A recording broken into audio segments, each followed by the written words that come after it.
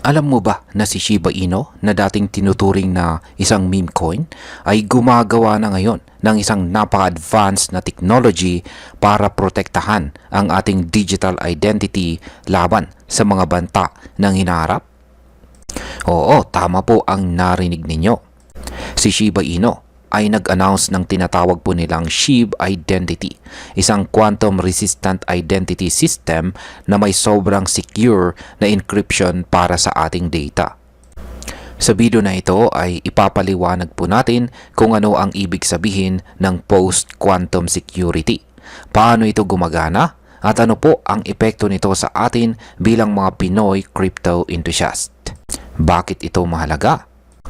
Dahil habang umaabante ang technology, lalo na ang quantum computing, nagiging mas delikado ang ating mga online na information. Pero si Shiba Inu ay mukhang handa na. At ayan po ang siyang ating pag-uusapan sa video na ito. Pero bago po tayo magpatuloy, ay pakibasa na lamang po muna ang disclaimer dito po sa ibaba ng ating screen. Ano nga ba ang ibig sabihin ng SHIB identity at quantum resistance? Ang SHIB identity ay isa pong digital identity system na kayang harapin ang mga panganib na dala ng quantum computing. Ibig sabihin, kahit gaano ka-advance ang mga computers ng future, protektado pa rin ang data mo.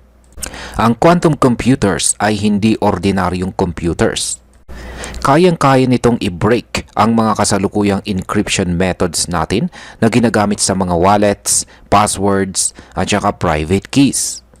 Pero sa tulong ng SHIB identity, gumagamit sila ng tinatawag na fully homomorphic encryption or FHE.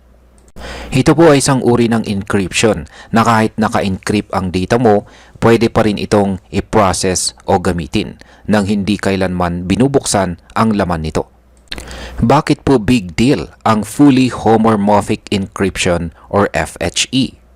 Ang fully homomorphic encryption ay napakahirap gawin at bihira ang technology na ito dito sa mundo ng crypto.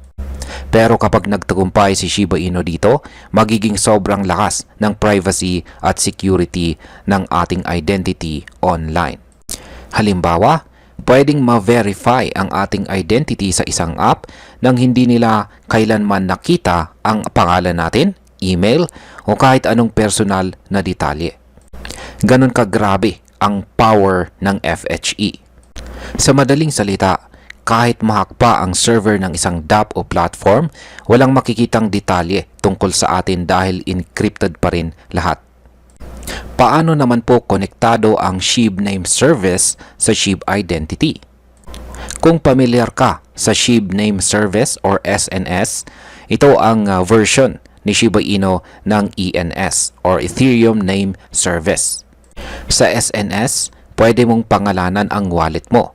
Halimbawa ay Juan.SHIB. Ngayon, plano po ni Shiba Inu na palawakin ito.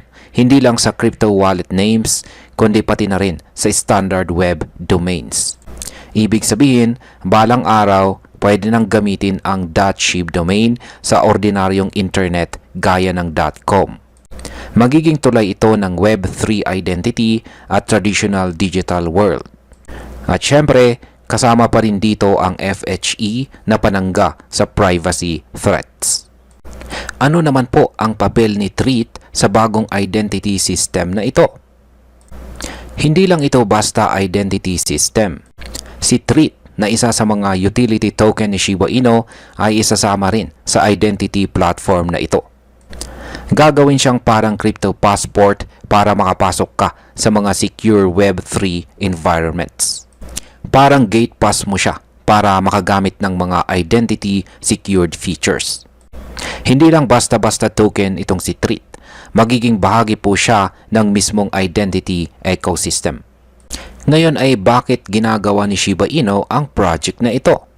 Ayon sa Shiba Inu team, hindi na sila naghihintay pa na dumating ang quantum computing. Sa totoo lang, walang nakakalam kung kailan ito magiging praktikal, pero ang sigurado, darating ito. Kaya si Shiba Inu gumagawa na ng mga hakbang ngayon pa lang. At dito natin makikita kung gaano kalaki ang pagbabagong tinatahak ng project. Hindi na lang ito meme coin. Isa na itong Web3 infrastructure project na may tunay na silbi sa real-world security problems. Para po sa atin bilang mga Pinoy crypto enthusiast, ang pagkakaroon po ng ganitong identity system ay napakalaking bagay. Una, magkakaroon tayo ng mas secure na paraan para ma-access ang ating mga wallet at dApps nang hindi inilalantad ang ating personal na impormasyon. Pangalawa, kung sakaling magpatuloy ang pagtaas ng mga cyber attack sa crypto, masisiguro tayong ligtas tayo dahil encrypted ang lahat. At kapag naging mainstream ang .shib domains, baka ito na ang next email address format ng Web3. Halimbawa po ulit ay maaring Juan.shib ang bagong username mo online.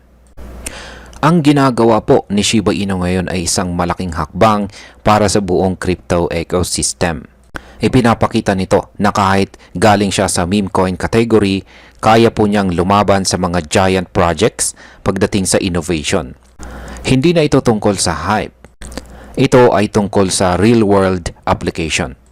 At dahil dito, maaaring masundan siya ng iba pang crypto projects at simulan na rin nilang buuin ang kani-kanilang quantum-resistant systems. Maaaring magsimula ito ng bagong trend sa crypto security. At bilang panghuli, ang masasabi ko naman tungkol dito ay ito ay isang matapang at visionary na hakbang ni Shiba Inu. Habang karamihan sa mga projects ay nakatuon sa short-term hype, si Shiba Inu po ay tumitingin sa hinaharap.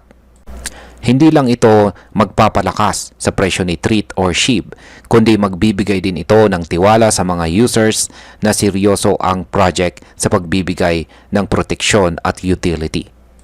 Bilang isang crypto enthusiast, nakakatuwang makita na ang mga dating biro na coin tulad ni Shiba Inu ay ngayon ay gumagawa ng mga technology na kayang harapin ang isa sa pinakamalalaking problema ng hinaharap, kung saan ay ang quantum threats.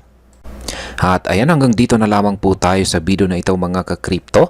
Marami pong salamat sa panonood. Ingat po tayo lagi at God bless po sa ating lahat.